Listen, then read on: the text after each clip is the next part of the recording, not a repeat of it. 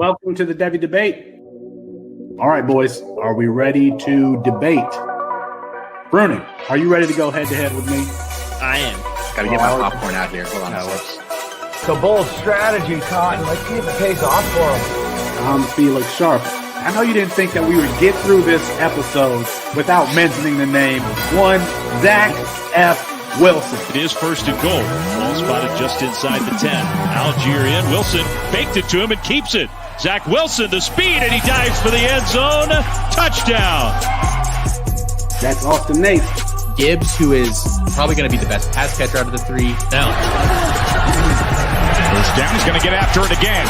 And look at the speed and the spark and the score from Gibbs.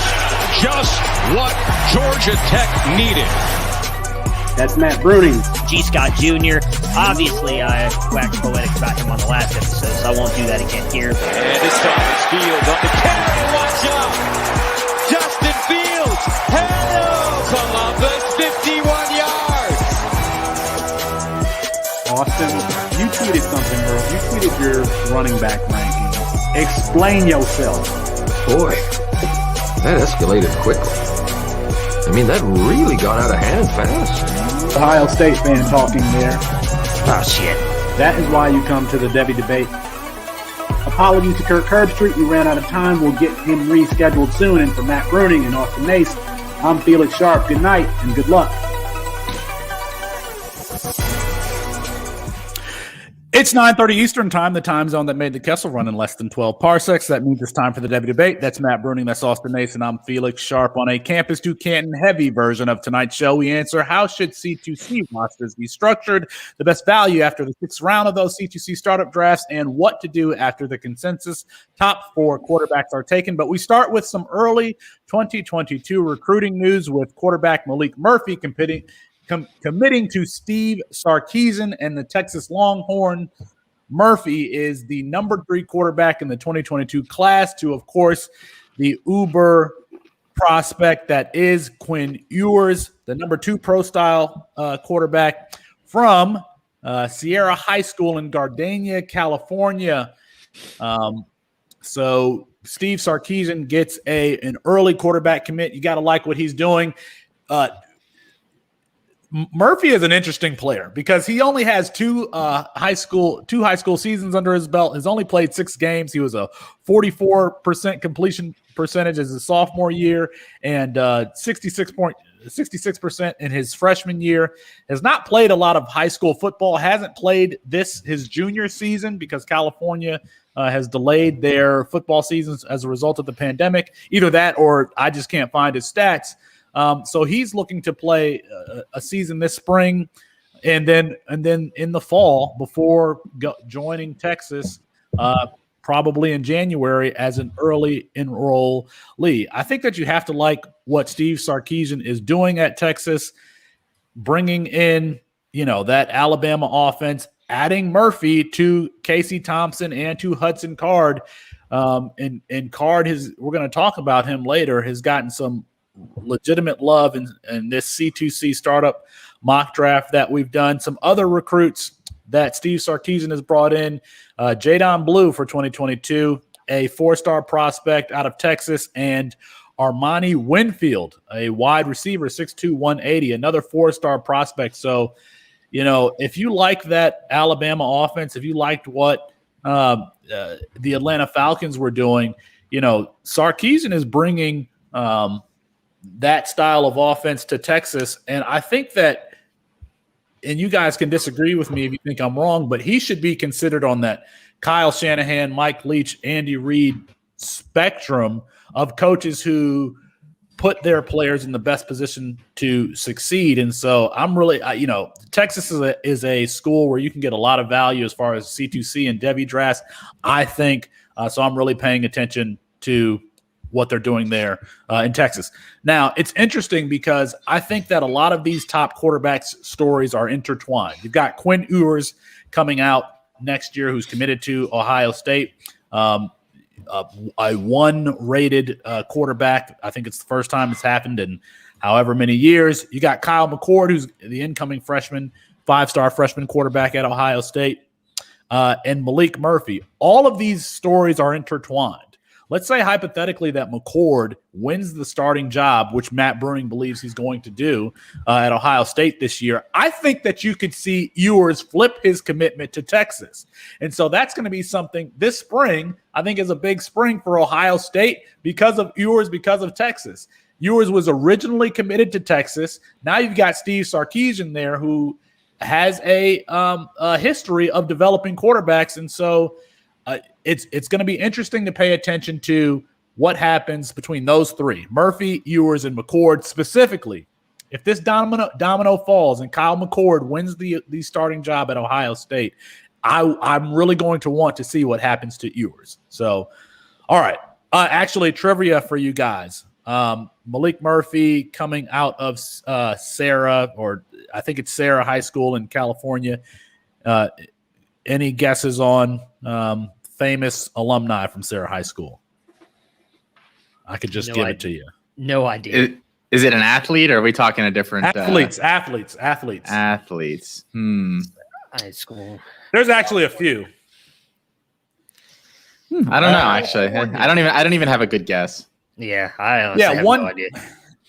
Yeah, Tom Brady. Tom Brady is one. Lynn Swann and Barry Bonds all attended the school. So, very nice. Yeah, very nice there. All right.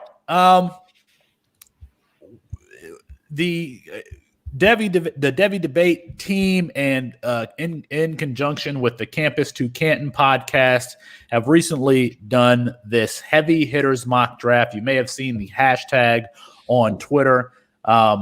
It's a super flex 12-team tight end premium mock draft with a lot of heavy hitters in the Devy space. Travis May from RotoViz, Fusu Vu, who rents space in all of our heads, Austin, Kevin Coleman from Hammercast, Ray Garvin from Destination Devy, Alfred Fernandez, friend of the show from Why Wait Till Sunday, Kane Fassell from Devy Marketplace, Matt Hicks from NFL Draft Bible, analyst Jarrett Backus, Corey Pieria from Breakout Finder, and Colin from Campus to Canton, and then Austin and Matt were in the draft too. I want to just read the first round of the first and second rounds of this draft, and we're going to talk about it a little bit. First four picks, all quarterbacks. Number 1 is DJ Uiagalelei, goes to Travis May. Spencer Rattler to Fusu Vu. Sam Howell to Mr. Devy Dietz. Bryce Young to Kevin Coleman. And then we start a run on running backs. Bijan Robinson was not the first running back taken. It was Breece Hall to Corey Pereira. I'm going to make sure I try to say that right. Corey Pereira. Bijan Robinson, Tank Bisbee, Isaiah Spiller, Garrett Wilson, Jahmyr Gibbs, David Bell, and then the 5th quarterback taken in the first round, Jaden Daniels from Ohio State. That was the first round. The second round, Keaton Slovis to Matt Hicks, Treylon Burks to Jarrett Backus, George Pickens to Alfred Fernandez, Eric Gray to Kane Fassell, Keyshawn Botte to our own Matt Bruning, Eric Gilbert, the first tight end off the board at 206 to Ray Garvin, Travion Henderson at the 207 to Colin Decker, Kyron Williams to Corey Pereira, Marvin Mims to Kevin Coleman, Rakeem Jarrett, the Maryland wide receiver, to Austin, Kendall Milton to Fusu Vu, and Chris Olave rounds out the top 24 picks to Travis May. Bruning, are there any particular picks that stand out to you out of the first 24?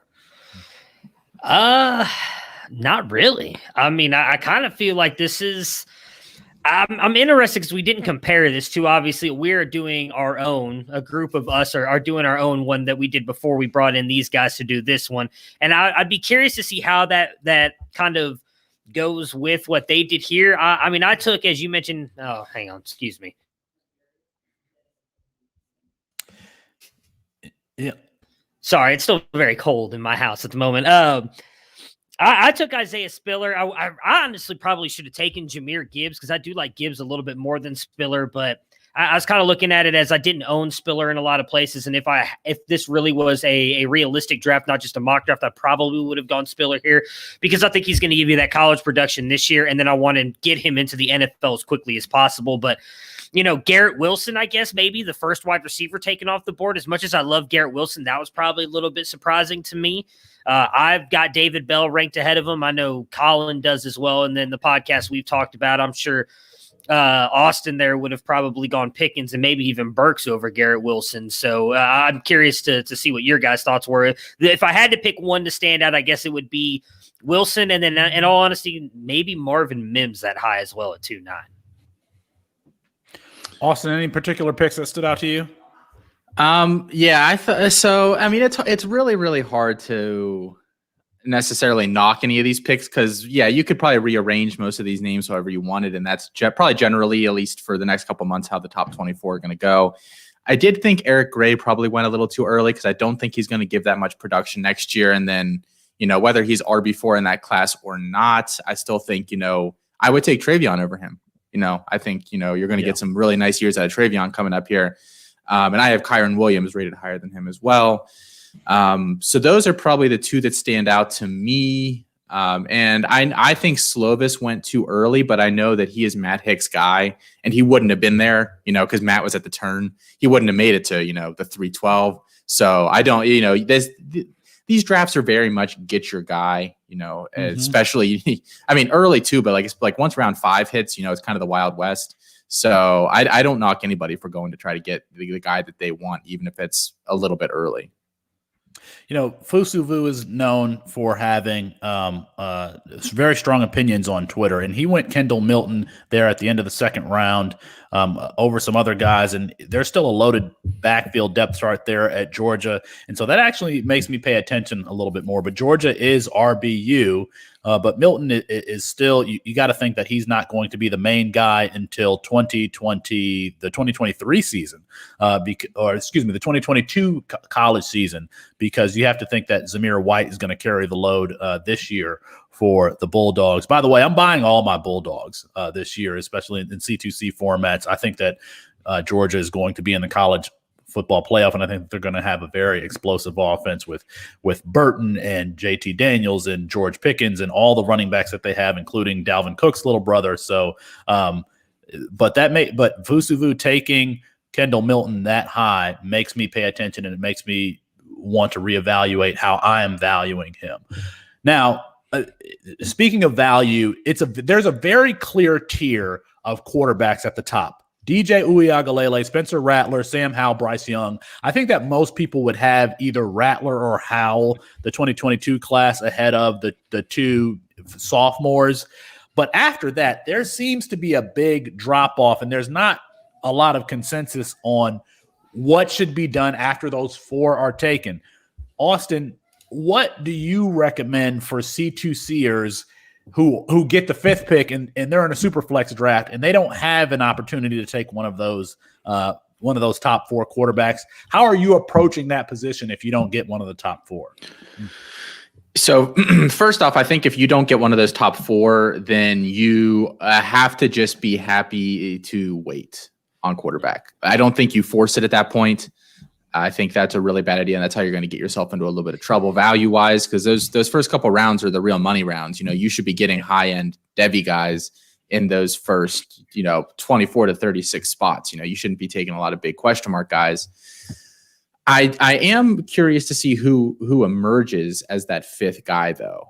We've done 2 of these mocks now, and we're going to be doing a lot more of them here over the next couple of months. So I'm interested to see where ADP moves, especially once, spring season happens and things like that. But even if you look like, just like in straight Devy, like the Devy Watch guys have been doing their mocks recently as well. And they're seeing, just from a pure Devy standpoint, it looks like the last one they did, Bryce Young went 7th overall, and then there wasn't another quarterback until 29. That is an enormous gap. I can't remember a gap like that in recent years. So I think you don't panic, but if you don't get one of those top 4, which I think will all be gone in the first 6 picks, I'd be really shocked if any of them fell below that. Then you just either start trying to trade back, or you're just happy to load up on probably running backs. I think a lot of running backs, there's some really good values there in those first couple rounds. Bruning, how are you approaching quarterback if you don't get one of those top 4? I mean, realistically, the same as what Austin said. You're just kind of waiting. I mean, I'm higher on Jaden Daniels than some are, so I might take a stab at him just because I think he has upside. Obviously, kind of struggled last year and didn't really help his stock any. But he's a guy that I wouldn't have an issue taking in the second round, which I think he went. I don't have the heavy hitters one up. Did he go second round in ours, or he go first round? Jaden Daniels went at the end of the first. End of the first. Okay. Oh yeah, because Hicks took both of them. Yeah. Because I pulled up the one that we did, and it's interesting because obviously, as you guys talk about, it's the same 4 guys, but then after that, you had C.J. Stroud, Brock Vandagriff mixed in with Slovis and Daniels, and then almost like what you were just mentioning with the Devy watch, a massive drop off to where the next quarterback taken wasn't until pick 38. So you had those 7 guys go, and then we didn't see another quarterback go till round 38. Now, I took C.J. Stroud in the heavy hitters one when he came back around there, just because I think I actually got him. Where did I get him? Round 3, I think, in the heavy hitters one. And that was just because at that point I needed a quarterback. I had gone Spiller and Boutte with my first 2 picks, and it's like, all right, I need to get a quarterback now. I knew I'd be able to get Grant Gunnell. I probably took him around too early than when I probably could have gotten him, but I wanted to get that top quarterback. So for me, a guy like Stroud, I think stands out if you can get him in that third round again. And the one we did, he went still in the first round. He didn't even make it to pick 10. So I think you are going to have, especially, I mean, I'm not even the one who drafted him in that, but those Buckeye homers, the Buckeye homer who drafted him in that draft, and then the other Buckeye homers are likely going to take him early. But if you can get a guy like C.J. Stroud in the third round, I think I'd take that instead of waiting till pick 29 to get a quarterback. Just to give a sense, I mean, after the top 4, my quarterbacks are Keaton Slovis, Carson Strong at 6, JT Daniels at 7, Jaden Daniels at 8, Grayson McCall at 9, and CJ Stroud at 10. I don't think any of those guys you have to reach for really in the first round, and I don't feel like I have to reach for one of those guys in the second round either. I'll just let somebody fall to me, especially someone like Grayson McCall, who's going to be, the number 1 or number 2 quarterback in on the NCAA side of campus to Canton leagues with his rushing and passing ability. He's going to be that for the next at least 2 years, and I can grab him, in the third, fourth round, and he still has some NFL potential. And you got to consider, another late round option is Malik Willis. Malik Willis has 1 year left, and if you get McCall and Willis, you're putting yourself well ahead of your competition at the quarterback position, because those guys have to be considered, top 5 quarterbacks on the NCAA side of your leagues. I think Austin, you mentioned not panicking. Now, full disclosure, we did have 1 mock draft before this heavy hitters mock draft, and those 4 quarterbacks were gone, and I had the 6th or 7th pick, and I took Brock Vandagriff, who I'm very high on. Wouldn't do that again, and I was satisfied with my team, but I wouldn't do that again if I had to, because there are other freshman quarterbacks that you could take later in the heavy hitters draft. Sam Heward went really late. There's Tyler Buchner. I could have got Vandagriff in the 7th round if I wanted to. Hudson Card, who we talked about earlier, that's somebody who could explode next year. Michael Penix Jr., who, if he just stays healthy, he's going to be, a quarterback that can give you between 25 and 40 points a game on the NCAA side. So there are lots of options. I think that the key there is just not panicking like I did in that first draft take. But even if you do panic, take someone that you like. All right. TreVeyon Henderson went 207 in this draft. And when I look at the running backs that were taken ahead of him, I could see him becoming maybe the 5th overall pick in C2C startups drafts ahead of Breece Hall. I mean, he should start next year at Ohio State. He has the Christian McCaffrey comp. We know what his athleticism and his upside is. Ran for damn near 2,500 yards his last year in high school. I mean, he's someone that if you're getting even at the 206 or whatever it was, that could be a value compared to where he's selected after the spring, after we get news about whether or not he's starting and running with the first team. Bruning, do you see TreVeyon Henderson reaching the first round, high first round in C2C startup drafts by this time next year? Oh, this time next year, absolutely. I mean, he's going to likely, I think, be where Breece Hall is being taken. Like you just kind of mentioned there a minute ago. He went at 105 in this heavy hitters one. I'm pretty sure Breece Hall was the first quarterback. Was it Bijan in our other one? Bijan, but then Breece Hall went second, and he went at 108. I think that's where TreVeyon Henderson's going to go. He's going to go somewhere in there. I still think you're going to get, obviously, the Youngs, who's the other guy I'm looking for? DJU going. You're going to have some quarterbacks step up that played good this year, whether it's a CJ Stroud who wins the starting job at Ohio State, Hudson Card maybe balls out at Texas this year. I'm trying to think of who else might off the top of my head. Grayson McCall, Carson Strong, any of those guys might, well, no, Carson Strong will be gone, won't he? So, but Grayson McCall will still be there. You have guys who are going to ball out. So those quarterbacks I still think will go in that top round. Then you get those the running backs going. I don't know that TreVeyon Henderson's going to start the year. I do think that they're going to still lean on Master Teague just with having, as we've talked about here, you're going to have for the most part a freshman quarterback, even if it's CJ Stroud who wins it as a sophomore.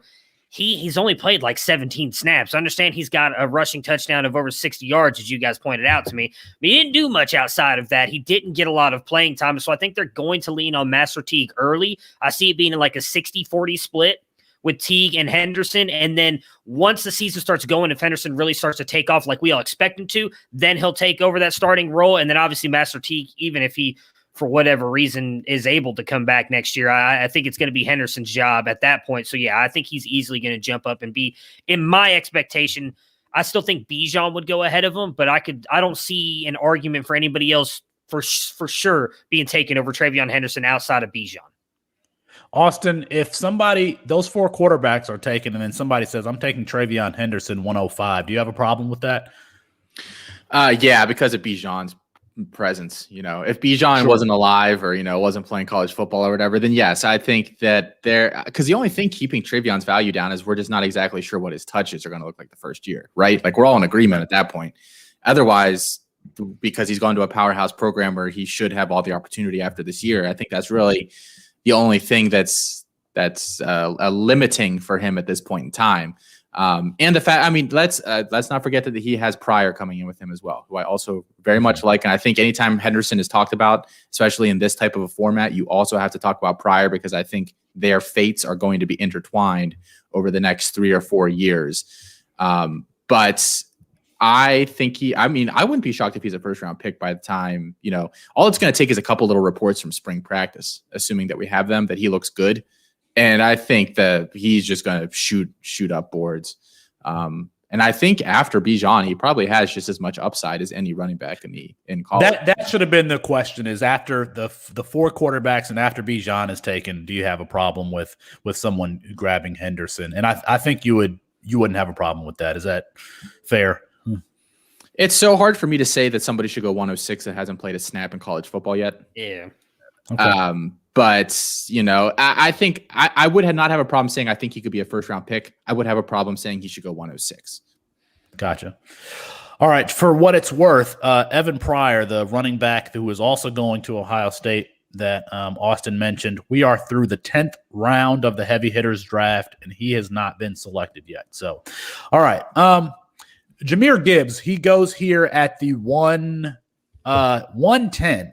Now, he was a 4-star prospect that emerged last year, and many were high on him, and his value jumped. But I think I got him after the 30th round of a C2C startup last year. Is there any freshman running back that you could see making a similar jump in C2C startups where, you can get them in the 30th round now, but next year they're going to be a first or second round C2C startup pick? 30th round, no. But I do think the two likely guys to see playing time and have, kind of the profile to match that are either going to be Travion Cooley or Kamaro Edmonds. Travion Cooley is going to Louisville. Our guy Alfred just did a I talked a lot about him on one of his Why Wait Till Sunday shows. He's my RB5 in the class, and he's like the 23rd ranked running back in the composite or something. But Louisville, wide open backfield, and he looks really, really good. Everyone I talk to says, I don't know why this kid is ranked 23rd overall. Unless there's something going on behind the scenes we don't know. He's really, really good athlete. He's very like DeAndre Swift-like, in my opinion. I think that's kind of the profile that he has. And then Kamaro Edmonds, who's going to UNC with both the guys leaving there this year with Javonte and Michael Carter. They bring in Ty Chandler from Tennessee, who's a solid player and probably will be a late round NFL draft pick, but I don't think, he's not a stud. He wouldn't prohibit a guy coming in if they look really good from splitting the touches, 50-50 with him and then having that backfield all to himself the year after. So I think those are probably the two guys. And they also kind of match with Gibbs in the sense that I think going into C2C drafts last year, Gibbs, Bigsby, and Marshawn Lloyd were kind of like the guys that were outside that weren't 5 stars that everyone was like, watch out for these guys. They're going to be good. 2 of them were awesome. And then Lloyd got hurt in the preseason and we don't know yet. He's at South Carolina. We'll see if he breaks out this year or not with Kevin Harris there. But I think Cooley and Edmonds are probably the 2 guys that by the time drafts roll around this year are going to be getting that same level of hype. Edmonds would have been my answer for this question. We've profiled Edmonds earlier on a Devy Debate episode. He's got the requisite size at 225 pounds, so he's going on the campus with the size that he needs. That backfield is relatively shallow, except for Chandler. He's going to be able to play with Sam Howell for at least one more year. And then even after that, he's got Drake May coming in, who's a very highly touted quarterback. So if there was a player that I would have identified for this to the answer to this question, it would have been Kamaro Edmonds as a 4-star. But that being said, I don't like him as nearly as much as I liked Gibbs last year. So, all right, let's move on here. Again, we're through the 10th round or so. What about my guy? Go ahead, Bernie, my bad. Because I was actually gonna make you happy. I was all excited about this one. Oh. I think it's gonna be Edwards. I really Edwards? do. I really do, and it hurts me to say that, but they've really got nobody else on that roster. Who is that, Brunington? Donovan Edwards. Tell us who that is. Donovan Edwards, the running back, 5'11", 190 out of that team up north.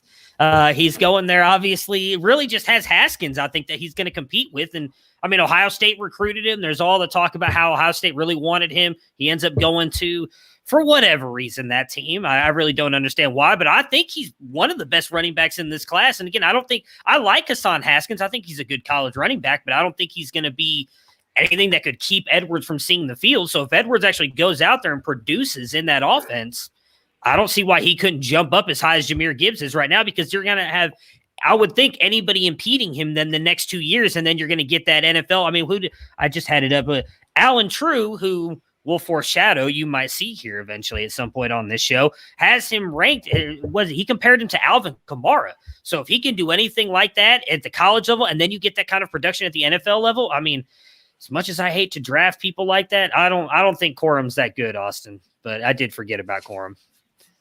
Different roles. Yeah. Although I gotta say, Allen is much more of a practiced eye than I am.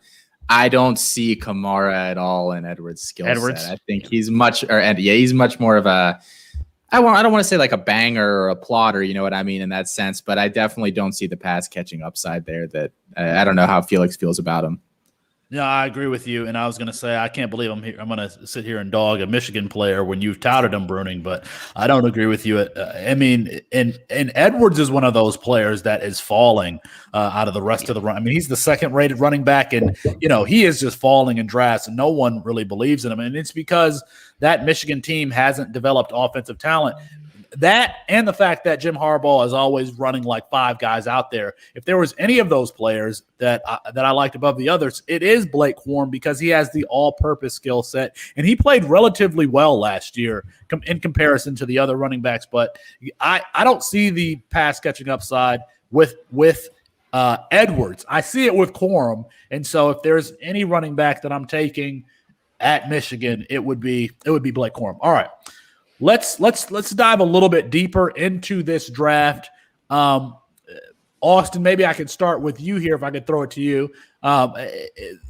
Any players that we like after the 5th round or so? I'm just going to throw some picks out there to give you guys a sense of who was taken in this range. Sam Heward goes at the 604 to Kane Fassell. Brew McCoy goes at the 606 to Ray Garvin. Noah Kane goes at the 607 to Colin Decker. The aforementioned Donovan Edwards goes at the 609 to Kevin Coleman.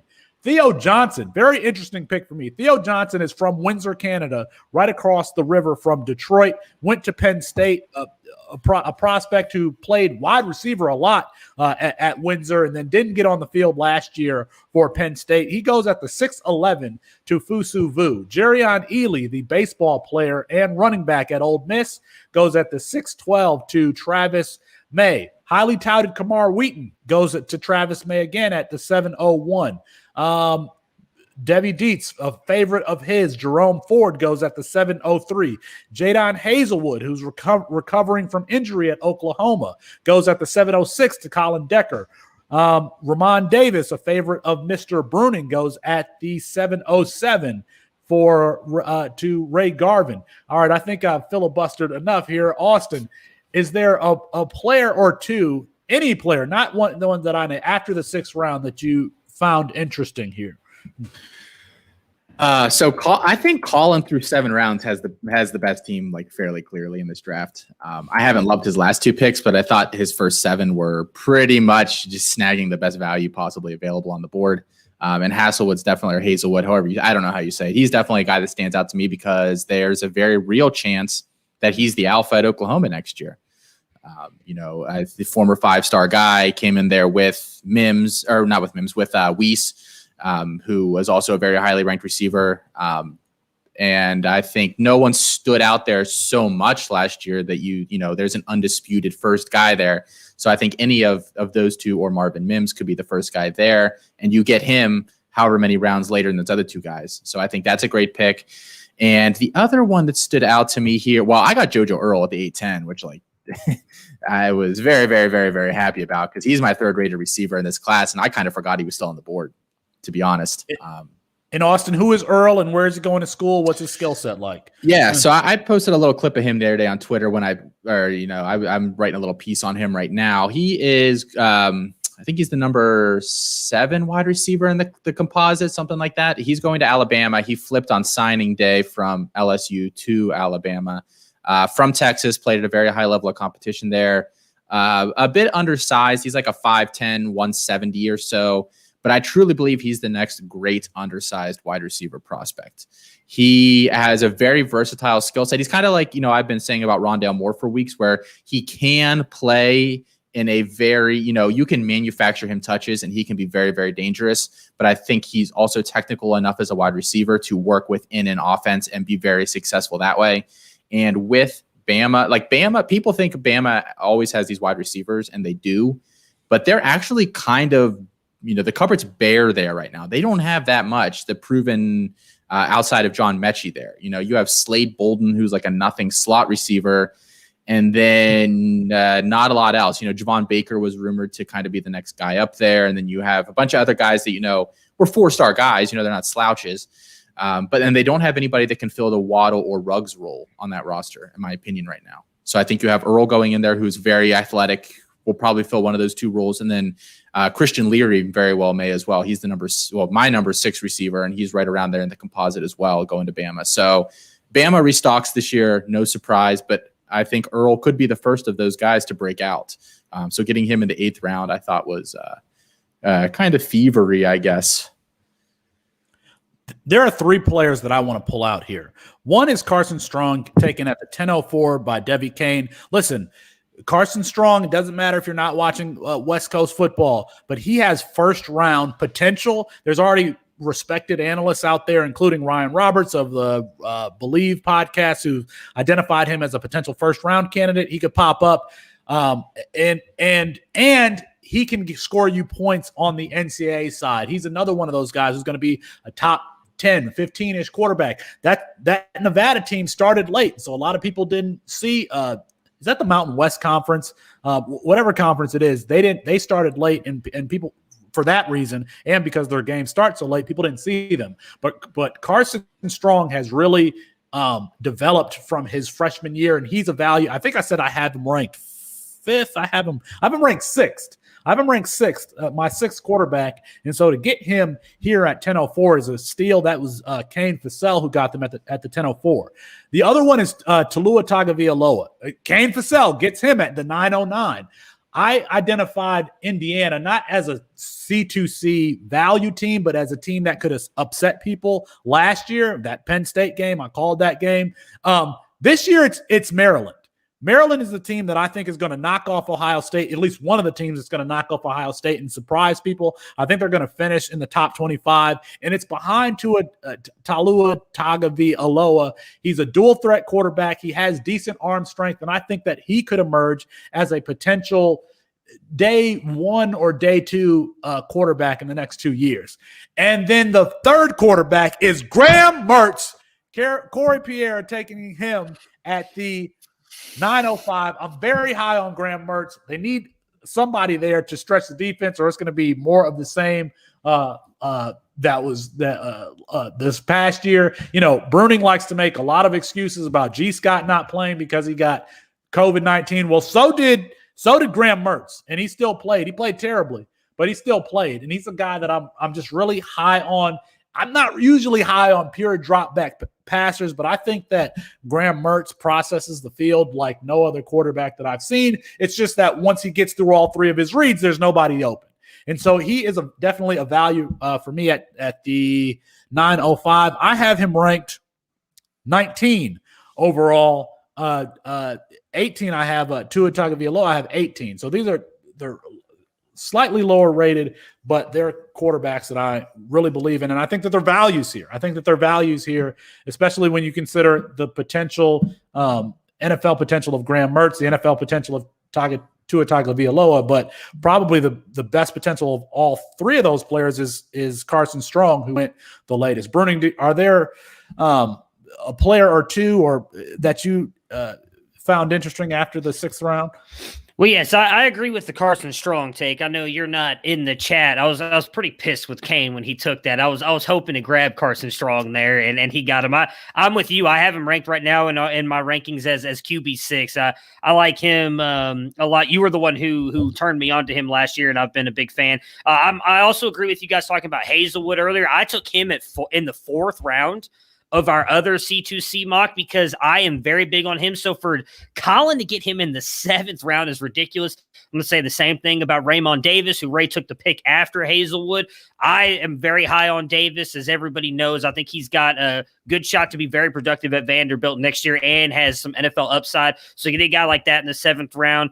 I thought, I can't remember who it was. Someone took G. Scott in the 8th round. Absolute steal. I mean, Austin's over here talking about Joe Earl in the 8th. Complete thievery, G. Scott there in the 8th. But you mentioned Malik Willis. I thought that was a great pick by Ray. Just as you mentioned, you're going to get a lot of points out of him in that NCAA side. And I think he has a chance to be like a backup quarterback in the NFL somewhere. So that we've seen, especially with the way a lot of quarterbacks went down this year, that definitely can be helpful. And then there was one more. Where's it? Oh, yeah, Peyton Manning at 9.5 there. That was great. Great pick by whoever. Who was that again? Corey taking Peyton Manning there at 9.5, I agree, was just absolute steal. Felix has no idea what I'm talking about. Yeah, Felix is confused. He's already forgotten about his comp. Yeah. My comp for Graham Mertz? Yeah. I forgot my comp for Graham Mertz. And it wasn't really a comp. It was whatever. It was a skill comparison. All right. Is there one team? Is there one team above all the other teams here that you thought, Austin, are you already calling it for Colin? Yeah, I think he had the best first 7 rounds. And then I haven't really loved, he went Ty Thompson in the 8th round and Jalen Robinson in the 9th. And I think that's a little early for both of those guys. Now, I mean, Thompson, with Shuck transferring here from Oregon, he has a chance to be the starter this year. And if he is the starter as a freshman at Oregon, that's pretty good. So there's definitely some upside there with that pick. And I also really like Alfred's team. he took Jahmyr Gibbs first, then he took Pickens, Ritter, Ja'Cory Brooks, who is another freshman receiver going to Alabama. He's number 2 in the composite, and he is a bigger, like 6'3", 185, a little bit of that bigger body. I really, really, really like him. Tyler Buchner, DeMarcus Bowman, who I think is a bit forgotten about, but was a 5-star last year, and I never loved him, but I think that he's probably the most talented back at Florida next year. We'll see whether he gets those touches or not. And then, George Halani, whether he's an NFL guy or not, should have a couple nice years here at Boise. Donovan Green, the wide receiver at Wake Forest, who's just a big athletic, can kind of do a little bit of everything, but mostly a field stretcher. Jeff Sims, the really raw but talented quarterback at Georgia Tech. And then he took a guy, and I'm going to give him a little bit of a shout out here for going bold, but also I think very, very smart. And Alfred has been doing some playing around recently with athletes or players that are designated as athletes in the rankings, but end up playing offense, because those guys tend to present a lot of value, especially for people that just go onto 24/7. They sort the rankings by, quarterback or running back or wide receiver. And if you do that, these guys do not show up in those rankings. So some of these guys, every year there are players, Diamante Trayanum was a huge one last year, was one of my favorite running backs, was listed as an athlete. And I think he's my 5th rated running back in the class now, and I think at worst you have him as 7th or 8th in a loaded running back class. Jordan Addison last year, who's the guy for Jaden Wally from Mississippi State. There are athletes every year that end up playing offense that do really big things. Billy Bowman is listed as an athlete, and as Alfred has told me a couple of times now in different places, he wants, he's a DB and a wide receiver, but he wants to play receiver. He was originally committed to Texas, and he ended up dropping his commitment there because they wanted to play him at DB, and he and his family think that he can play wide receiver. So he's going to Oklahoma. He went to the other side of the Red River shootout or rivalry or whatever term they're using for it now. And after their big 3 wide receivers, they really actually do not have that much at wide receiver at Oklahoma. They have Mims, they have Hazelwood, and they have Weiss, and then not a lot else. So Bowman could go in there, play right away, and he is just an extremely, extremely dynamic athlete. He could be a guy that we're talking about in the 2nd or 3rd round of C2C startups next year. So I think that was a very inspired pick by Alfred. And he said he made the pick for the clout so that he can say that he did it a year from now if he ends up blowing up. But I think even outside of that, it was just a really smart pick by him. Bruning, any team that stands out above the others for you? I kind of like what Travis May did. I'm interested to see if he grabs another quarterback, because I know we're not all really that high on Caleb. Well, I know me and Austin are not that high on Caleb Williams, but I like his running backs. I like his wide receivers, Olave, Jordan Addison, Dotson. I really kind of like what Fusu Vu has done as well. He's actually put together a pretty good team. Ray, I think, has a good team. There's that Sports Fanatic MB guy, like his squad quite a little bit as well. Devy Dietzes is okay, but I guess I kind of have to lean with him and go Collins right now, just because he's got a bunch of guys that I was kind of hoping I was going to get in McMillan, Hazelwood. Ty Thompson, I think, man, he probably just jumped on that because that's right around the time that what was it? The news came out that Shuck was transferring. Yeah, Shuck was transferring. So, yeah, but I mean, I think a lot of these teams, the only one, and Kane, if you're watching, I love you, buddy. He went really heavy quarterback, which I guess I understand with it being super flex, obviously on the campus side, and then going into the Canton. But I mean, outside of that, I value, as I know Austin does, winning on the college side. And obviously there's still a lot of this draft to go, but I don't see him winning much college side with as many quarterbacks as he has, because he's not going to really be able to build out his roster that well, in my opinion. So I get why he did it. And if all those quarterbacks hit, he's going to be loaded when they get to the NFL side. He's going to have a lot of value in that side of it. But I think as heavy as he went in on quarterback, I think was it's not something I would do. It's not a strategy I like. I'd go as far as to say I don't really like his skill position guys that he's taken either. He's Wilson, really swung, but he's swung for the fences at every single one of those picks. So I mean, but he Garrett Wilson, Eric Ray, Damon DeMoss, who I'm just not that high on. I think he's going way higher than I would feel comfortable taking him. And then Justin Ross with his first 4 picks. two of those guys, Justin Ross might not really be playing football anymore, and DeMoss hasn't played in 2 years. So I don't know. His early round picking kind of scares me a little bit, but a lot of upside there if everybody hits. Another team I want to just highlight Ray Garvin's team and Corey Pierre's team, because they also waited on quarterback.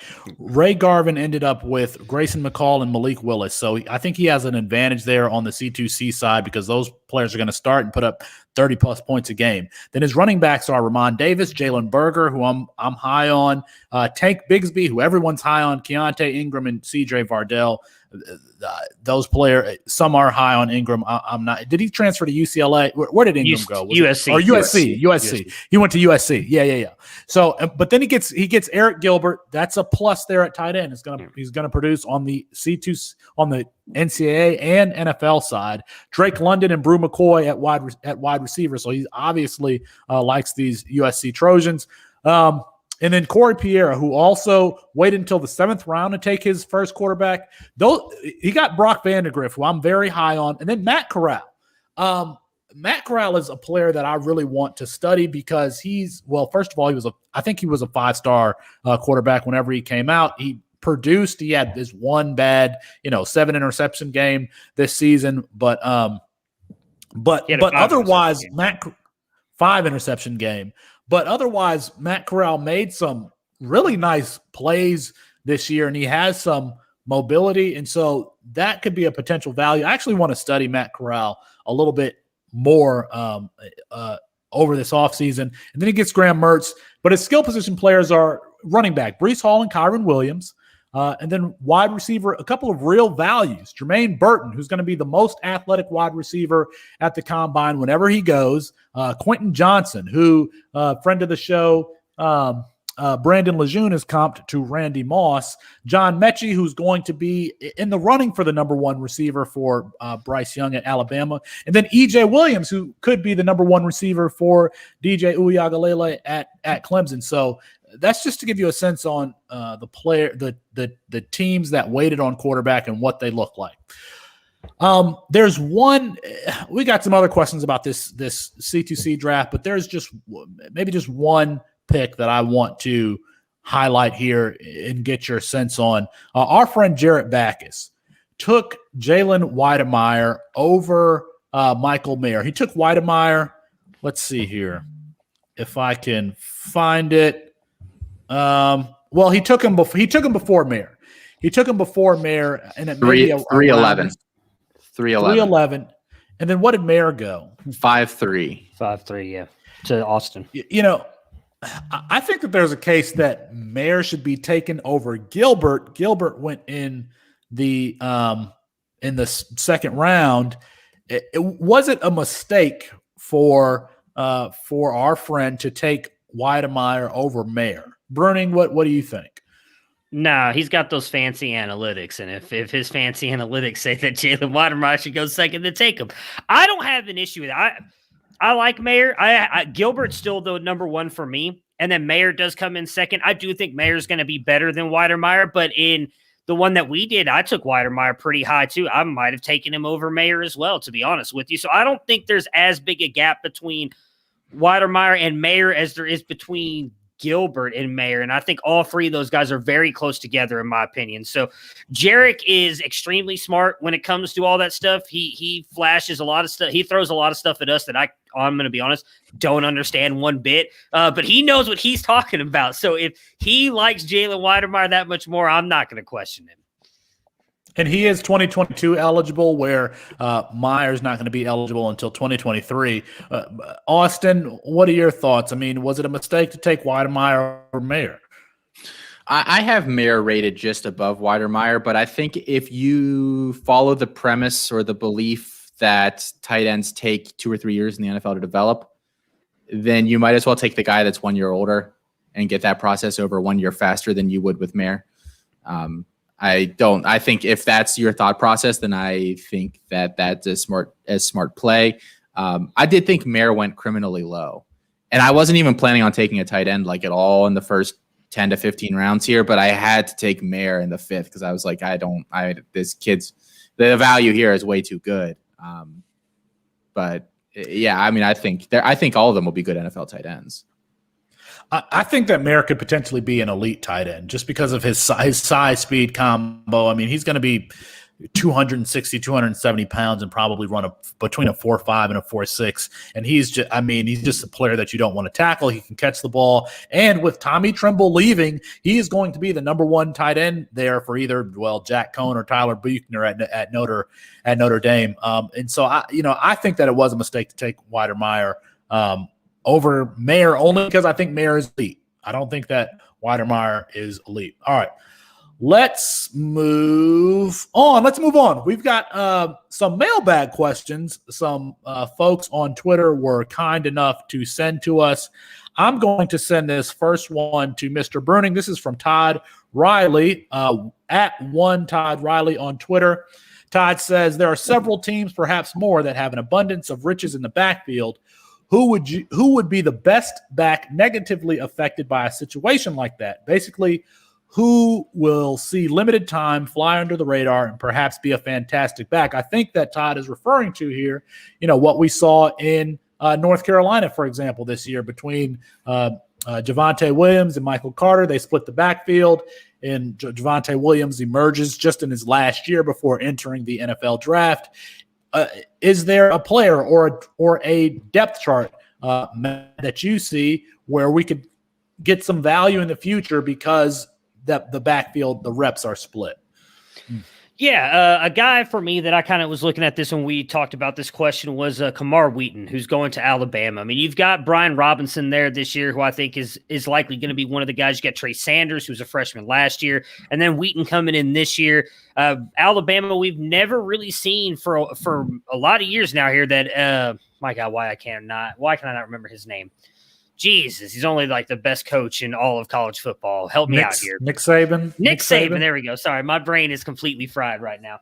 Nick Saban, we have not always seen him give the ball all to one running back. He's had a lot of different committees, split time. I honestly don't even expect Kamar Wheaton to get on the field this year.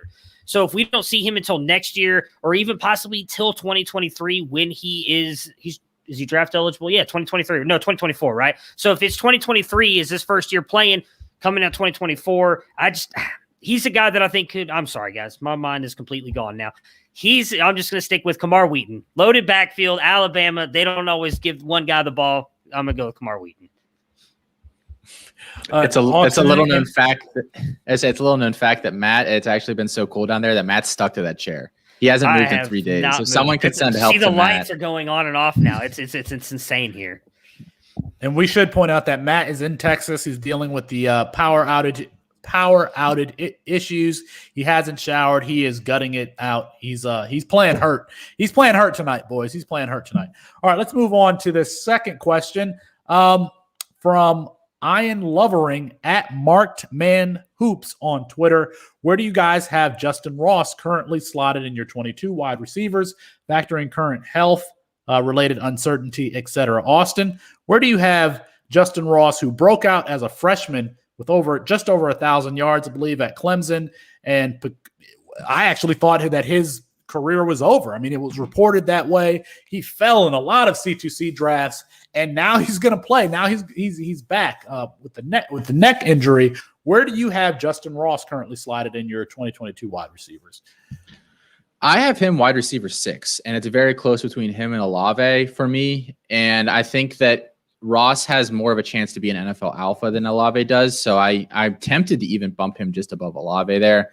I realize that there is obviously a lot of risk with the neck and everything, but I have a hard time thinking that doctors would clear him and open themselves up to all sorts of different liability issues if, he wasn't good to go on that end of things. The things he did at Clemson as a true freshman, where he looked better than T. Higgins, who came into the NFL and didn't look out of place as a rookie last year. I know that his sophomore year was a little underwhelming compared to what expectations were for him.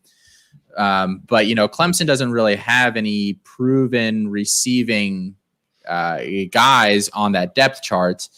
They lose from last year. I think their top receiver was Amari Rodgers. I think second was Cornell Powell. And then I think third was Travis Etienne. So there's their 3 biggest receiving threats all gone. So I think that I'd have a hard time bumping him any higher than 5, but I think, 5 or 6 is kind of the spot that I would be comfortable taking him right now. I love having rankings now because now I can have these conversations with you guys when I didn't have rankings before. Justin Ross is actually 8th for me because I'm going to assume health for him. And he broke out as a true freshman. He had over 1,000. I think he had 1,001 yards playing with Trevor Lawrence. And that wide receiver core, I think potentially could see a boon next year between EJ Williams and Justin Ross, and with DJ Uiagalelei playing, and so I gotta assume health. I'm not a doctor. I'm going to assume that he's healthy. I tell you what, Clemson has to get it together with their players having all these neck injuries, especially at the wide receiver position. But I like Ross. I'm going to assume health. I have him 8th. But the good thing is at least in C2C drafts, he's probably someone that you can still get late because of the health issues. And the other thing I want to say about this is I think I got burned by worrying about separation with T. Higgins. And in looking at Ross, at least initially, Ross is someone who ran like a 4.78 or something like that at the opening whenever he ran. I'm just not going to get burned like that again and saying this player can't separate, especially Austin, like you said, where he produced more or looked better than Higgins did in 2018, 2019, whatever it was. All right. Yeah. Next question here from Brandon at HeyB3 on Twitter. On the C2C side, for every year's freshman draft, should I only go best available or should I make sure to get a certain number of positions? For example, make sure I grab at least 2 QBs every year, etc. Bruning, what are your thoughts? Best player available, I'm assuming, or do you have are you employing a specific strategy in freshman drafts?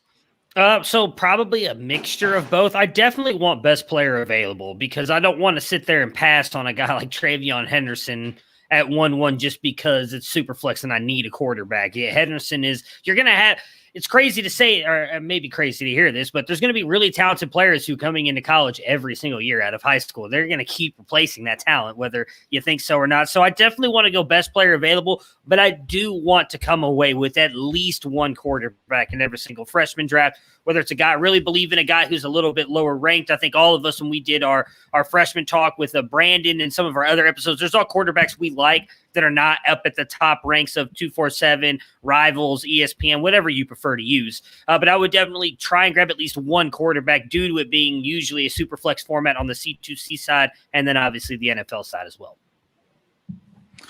Austin, go ahead, Austin.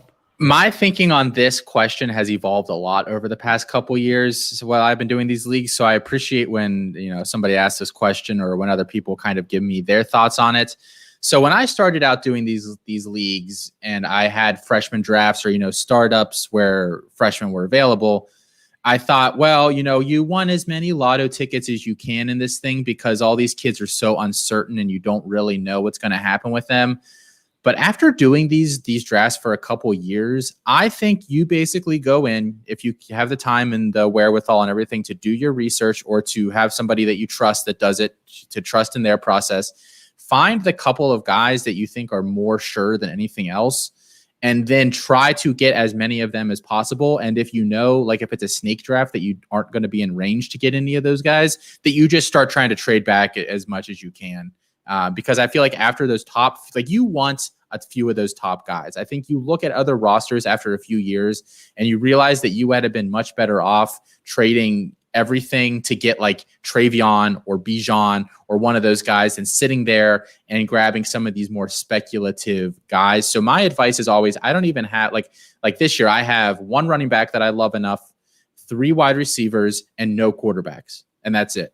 So if I'm in a snake draft and I know and those guys are all gone by the time I pick, I'm moving backwards or doing something else because at this point, everything's kind of the same. And you can pick up a lot of guys. Like I'm in deep leagues. Like Colin and I joke, we're in this league together where Like, you could put together a team that has Zach Wilson and Joe Burrow as the starting quarterbacks, Breece Hall and Kyron Williams at running back. Like, these are guys that you can pick up for free or virtually nothing in some of these leagues. So if you do that approach where you go top heavy, there are plenty of other players there later on. So it sounds like the answer is go with best player available, but you have to have a process that you believe in where you can identify who the best player available actually is. Yeah. And then through the season, shows like ours, we're going to continue to identify the best player available so that you guys can pick those players up and be first on them. All right. We've got one more question tonight before we close out. This is from Mark Bullum, who is a diehard fan of the show, somebody who's been following Bruning for a while. And Mark asks, what is the best way to set up a C2C league when it comes to rosters, assuming they are all super flex?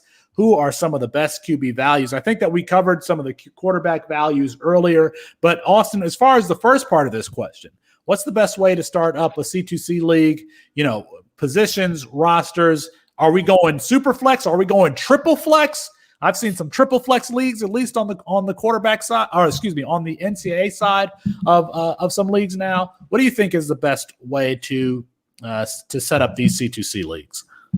I think the best thing about them is you can do whatever you want with them, to be honest. I mean, I play in a bunch of different ones with a bunch of different formats.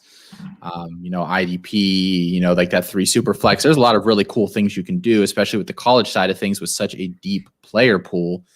I think the best one is probably, the 10 or 11 starters, 2 quarterbacks, and then, fill in the rest of the skill positions from there. Do you guys have a preferred setup? I like a lot of flex positions. I want to start a lot of players because that can kind of really test the knowledge base of the group that you're with. And I just recently saw a triple flex, and I'm like, Dak, I want that. I want a triple flex on the NCAA side because of how many quarterbacks there are and because of how many college games there are. I want to have more skin in all of these on these college games. I want those games that start at 10 p.m. West Coast time. I want to have an interest in those games. And if you have more flex positions, more super flex positions, then those things start to matter. Bruning, would you agree there? Yeah, I agree 100% with you, Felix. I think having more flex positions is huge.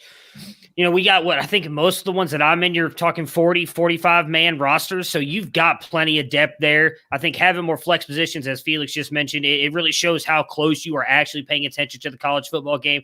And I like having more super flex positions. If you can play more than 3 quarterbacks, even 4 quarterbacks on the college football side, I think it makes it even more fun because you got, we were just talking about all the guys there. I mean, there's some of us, I drafted a guy like Grant Wells where did I take him? In the 10th round, who I like, and I think can put up a lot of points on the college football side. He's probably never going to play with me having CJ Stroud and I don't even remember who the other guy was I took now. Oh, Grant Gunnell. I'm going to be playing them most of the time every single week this year until they're off, if they're at whatever week that they have their bye weeks in between big games and whatnot. Maybe I'll throw Grant Wells in. Well, now you've got that 3 super flex and 4 super flex, all of a sudden quarterbacks, which as you guys mentioned in college football is a lot deeper when you've got 100+ schools there. My goodness, my lights are going all over the place, flickering all over the place here. I just think it makes it a lot more fun when you actually have to plan for having more than 2 quarterbacks in your roster. Obviously, you don't want to do it on the NFL side, so that makes it really hard to do. But college side, if you can do 3 or 4 quarterbacks, I think it makes it a lot more fun. Before we close the show, can I just, poop on Grant Wells a little bit? I mean, he was absolutely god awful in the bowl game against UAB. I don't think he completed a pass until the 3rd quarter of that game. And UAB's quarterback situation is absolutely terrible. I mean, I'm an Austin Watkins fan, so that's something that I actually follow pretty closely. Yeah, I mean it was the bowl game. It was UAB versus Marshall, and it was just a display of quarterback ineptitude. So, just wanted to say that before we close the show. Hey, we would appreciate if you guys could rate, subscribe, and review the podcast. Leave us a 5-star review. So we need some of you to go do that this week. Hey, that's going to be our show for tonight. You can find our written content in notebooks somewhere. So if you want our written content, just send us your address and we'll send you a letter. You can email the show at devydebate@gmail.com. You can follow the show on Twitter, again, at devydebate. Apologies to Kurt Herbstreit. We ran out of time. We'll get him rescheduled soon. For Matt Bruning and Austin Nace, I'm Felix Sharp. Good night and good luck. Yeah, that I realized that too. I actually told a friend of mine, I said, damn, if I knew that Michael Mayer played at Covington Catholic, probably still wouldn't have gone up there to see him, but he's not that far away from where I'm at. So, but yeah. So I'm on the clock here in heavy hitters. I don't know what I want to go with here. You just got sniped by Corey. I'm telling you, he was watching the show. Heard all that talk about Evan Pryor, so he took him. Yeah, I gotta, and I like Phil Moffitt too. I think they're gonna end up splitting. But you said who is the third back there at Clemson, Austin? Is it Kobe something? Yeah, it was Kobe Pryor. I thought so. Kobe Pryor. I said it's Pace now. Pace? He changed his last name. Because, I was like, Evan Pryor at Clemson. I was like, oh, no, that was Kobe Pryor. And then I went to go look him up, and it was like Kobe Pace. And I was like, I can't have been this wrong twice. And, he's changed his name in the past 6 months. Okay. So it's too much for me. I gotta jump off because I'm starting another pod at 10:40.